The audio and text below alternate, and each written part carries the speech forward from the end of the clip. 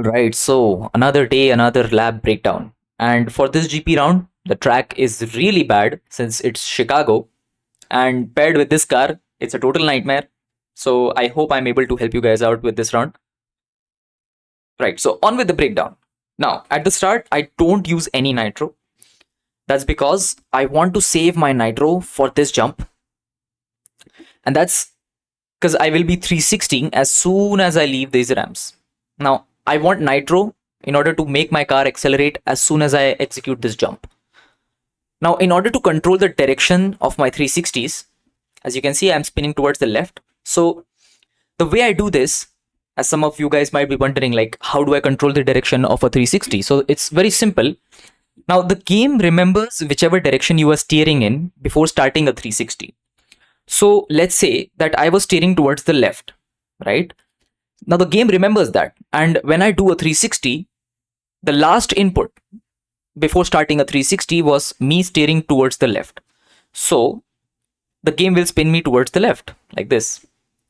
And the same goes if I want to spin in the opposite direction. Basically, if I want to spin towards the right, the last direction of turn should be towards the right. And when I start a 360, it will spin me towards the right. It's that simple. Now I spin towards the left here is because the first corner wants me to go towards the right. So spinning in the opposite direction of the corner allows me to align my car perfectly in order to drift on this entire turn, right? So I'm 360 towards the left, having applied nitro. Right before I land, I will press the brake button once in order to stop my car from overspinning. And I will continue this entire turn while drifting like this. Controlling my car, giving it some minor adjustments, saving for a shockwave, and boom, shockwave applied. Now in this bit, you see there are these glass-like objects or like bridges or pass overs or whatever you want to call it. So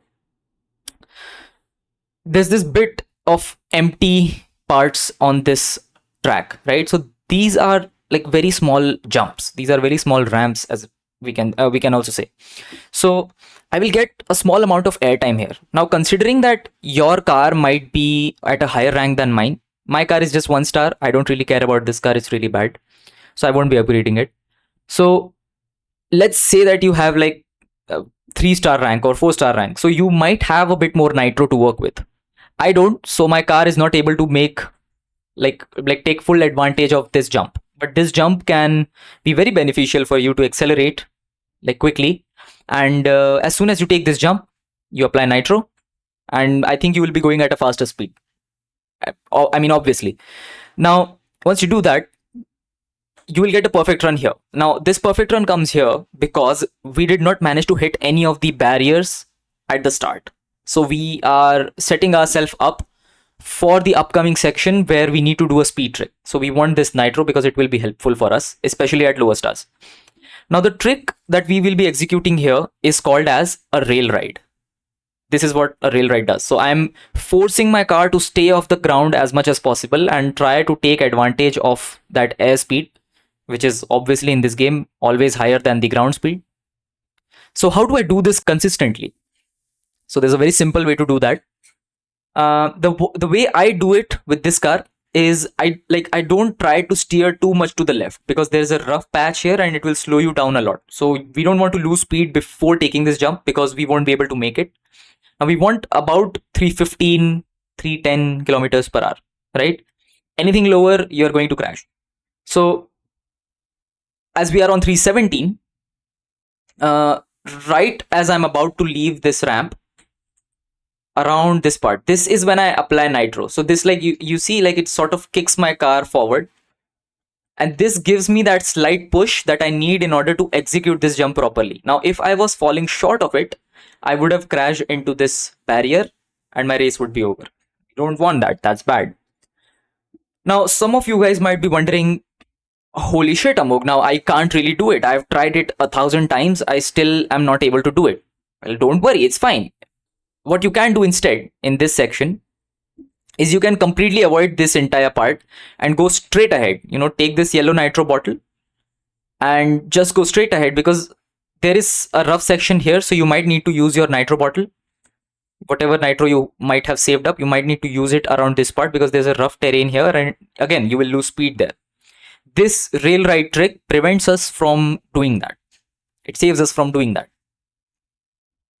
Now, I do the trick here doesn't necessarily mean you also have to copy it, input for input. Now, as you can see here, if you do manage to hit the rail ride, you need to be careful about this part towards the left, because if you are steering too much to the left, what will happen as a result is this object is completely solid. So you will end up hitting it and it will crash you out, ending the run. And we don't really want that. That's bad. Now, I'm trying to keep my car perfectly aligned with the rail. And around this part is when I start to just like get off this rail ride. And this, as you can see, I'm giving it inputs to steer towards the right. This is so that I get off this rail. And that's because I want to do a 360 spin right around here to get nitro and extend my jump even further. Now, this was really complicated. I know for some people it might be complicated, but don't worry. The next bit will be very easy to follow. Now, I'm trying to keep a nice and tidy racing line here in order to not lose any of that precious speed. It's all about being smooth. Now, normally, the faster way to take this section would be to spin towards the right, land your car perfectly aligned for this bit of the track, and just take this barrel roll by cutting a shorter racing line. But we won't be doing that. We want to keep things easier on this section, a lot more consistent. So I will be doing it like this. Now I spin towards the left, and as soon as I'm about to finish my second 360, that's when I make sure that the front of my car clips slightly with the wall. And this is so that I stop 360 and I'm perfectly aligned for a wall ride. This is a very simple technique. It's slightly slower, but it's very simple to execute. So as soon as I land, I'm doing this trick called as reverse nitro braking. So what it's doing is it's preventing me from losing a lot of momentum while I'm able to conserve some nitro. You can do this with tilt as well. So it's a very simple method. You just land and you press brakes. As soon as you press the brake button, you don't want to steer anywhere. You want the wall to steer your car. You don't want to steer the car. Now in the wall ride, I am pressing the brake button, and as soon as I do that, I press the nitro button for a split second again. So brake, then nitro, brake, then nitro, in that order. So as I'm doing that, I'm saving enough nitro for a shockwave while keeping some momentum going. And this is right about when I apply a shockwave. Get nice 2 barrels off of that ramp. Perfectly executed. Now, same thing goes here. I will spin towards the left because I want to execute this jump and land my car at a perfect angle for the upcoming turn, right? We want to be in the most ideal position as possible. So I'm spinning towards the left.